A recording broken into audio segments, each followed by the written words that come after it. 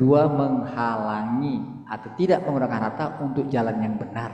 Menyimpan harta saja, memperbanyak harta saja, itu akan melahirkan penyesalan. Itulah makanya orang-orang mau meninggal itu mereka bilang, ya Allah kasih waktu sebentar aja, aku ingin infak, nggak diterima lagi. Itu Allah untuk mengatakan kepada kita bahwa jangan sampai ibadah menghalangi kita berusaha, tapi jangan sampai usaha menghalangi kita beribadah. Dan beribadah itu yang mahdoh, yang formal, itu seperti Jumat, itu prosesinya hanya ketika azan berkumandang dan ketika salam dari sholat Jumat telah dilakukan. Itu saja waktu. Kalau kita tambah yang lain, bagus. Sebelum Jumat sudah siap, itu bagus. Setelah Jumat kita berzikir, itu bagus.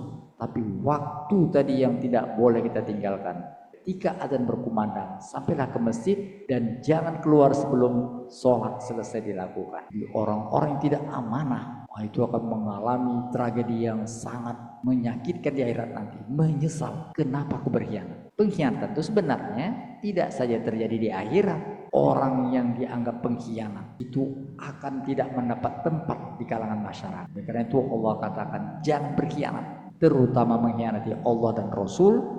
Dikatakan di surah Anfal ayat 27, ada orang memberikan amanah.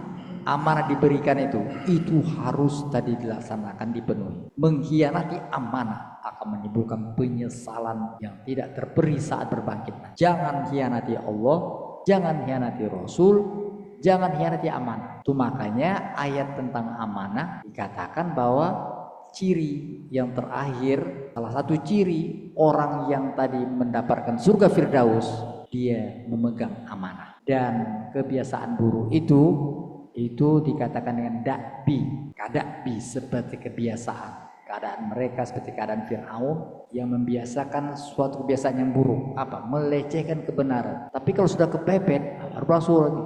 Jadi kalau udah senang gak ingat kebenaran, kalau sudah terancam baru ingat kebenaran. Itu kebiasaan buruk. Fir'aun melakukan itu. Berkali-kali tadi diingatkan, kau Fir'aun jangan sombong, jangan sok. Akhirnya ketika tadi itu terancam baru minta tolong sama Musa. Anehnya, padahal dia tahu dia lemah, tetap saja setelah senang lupa lagi, ngadat lagi. Apa yang terjadi?